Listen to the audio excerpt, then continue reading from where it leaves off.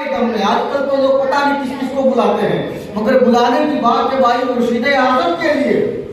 مفتی اعظم کے لیے، تو کیا کہتے ہیں دم نظر آؤ کہ دم آئے دم میں کرو ہم پہ یاسین دم غوث اعظم۔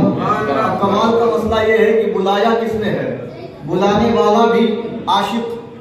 اور جب عاشق ضد پہ آ جائے تو محبوب نہ آئے، ایسا کیسے ہو سکتا ہے؟ جب بلا رہا ہے بریلی کے تاجدار، بلا رہے ہیں بریلی کے تاجدار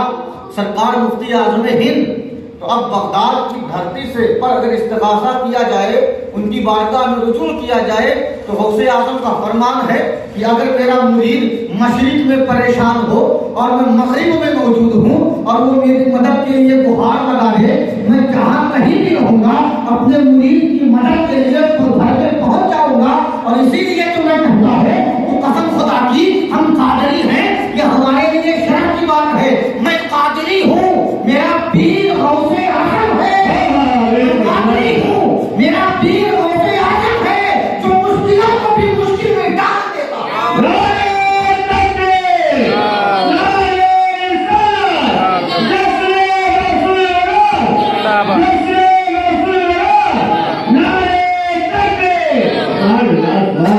ہم اس غوث اعظم کے ماننے والے ہیں جو کہتا ہے کہ جو میرے سلسلے میں داخل ہو گیا وہ جہنمی نہیں ہو سکتا، جس کا فرمان ہے کہ مریدی لا تخف اللہ ربی، جن کا فرمان ہے مریدی ہمتی بچتا بلندی، اے میرے مرید بلند ہمت رہا، حوصلہ مضبوط کر لے، کسی سے گھبرانے کی ضرورت نہیں ہے۔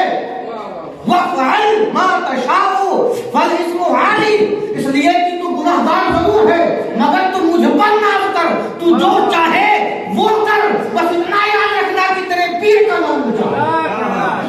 میں نہیں کہتا یہ سرکار غوث اعظم کا کلام ہے، غوث اعظم کا جملہ ہے، غوث اعظم کا فرمان ہے، اور کہتے ہیں زیادہ ڈرنے کی ضرورت نہیں، مریدی لا تخف اللہ ربی،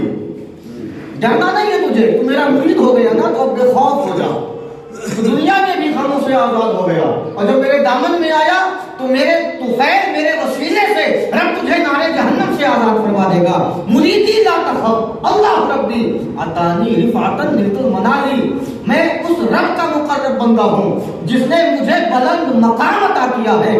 شان مرتبہ عطا کی ہے۔ تو جب مفتی اعظم بریلی سے پکارے تو کیا بغداد کے شاہ نہیں آئیں گے، بغداد کے راجہ نہیں آئیں گے، بغداد کے دولہا نہیں آئیں گے؟ تو جب بریلی سے استغاثہ کیا گیا، آقا تشریف لاؤ دم نظر آؤ کہ دم آئے دم میں کرو ہم پہ یاسین دم غوث اعظم، تو سوال ہوتا ہے جب آقا آئیں گے تو آئیں گے کہاں، بیٹھیں گے کہاں، کھڑے کہاں ہوں گے، کس جگہ تشریف لائیں گے؟ تو مفتی اعظم نے سائل کو جواب دیا، تو میرے عشق کی انتہا کو سمجھ نہیں سکتا، میں ایسا عاشق ہوں کہ جب تو مجھے دیکھے گا تو مجھ میں، جب تو مجھے دیکھے گا تو میرے کو جاننا چاہتا ہے، غوث آئیں گے تو آئیں گے کہاں، تشریف کہاں رکھیں گے، جلوہ کہاں فرمائیں گے؟ مسکرا کر کہتے ہیں سن یہ دل یہ جگر ہے، اے آقا غوث اعظم آپ آؤ تو تشریف کہاں رکھنا ہے؟ یہ دل یہ جگر ہے، یہ آنکھیں یہ سر ہے، جہاں چاہو رکھو قدم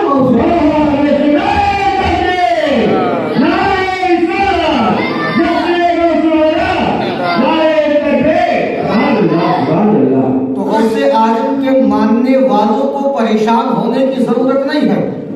اس لیے کہ آپ کا فرمان ہے وما منها شهور او دهور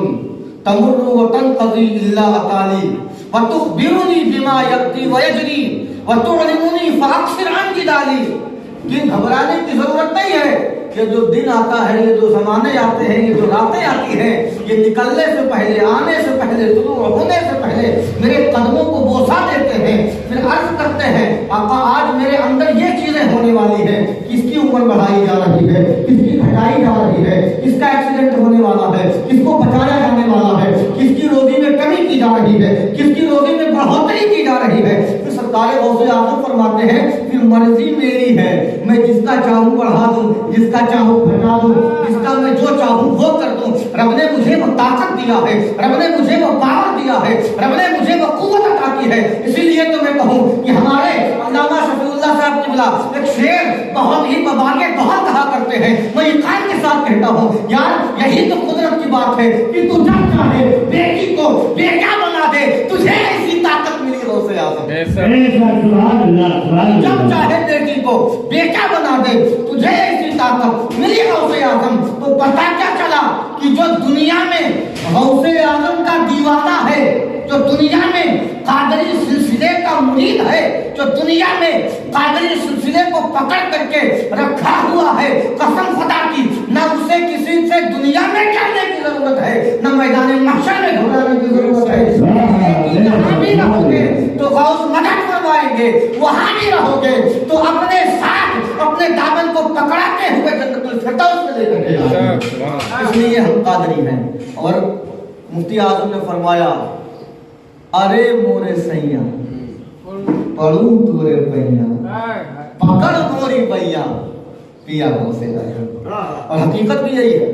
बरेली से जो मिजाज हमको मिला है मांगने का, वो कहीं और से नहीं मिला, जो अच्छा अंदाज में मिला है। क्या फरमाते हैं, मांगने का तरीका क्या है? हम लोग तो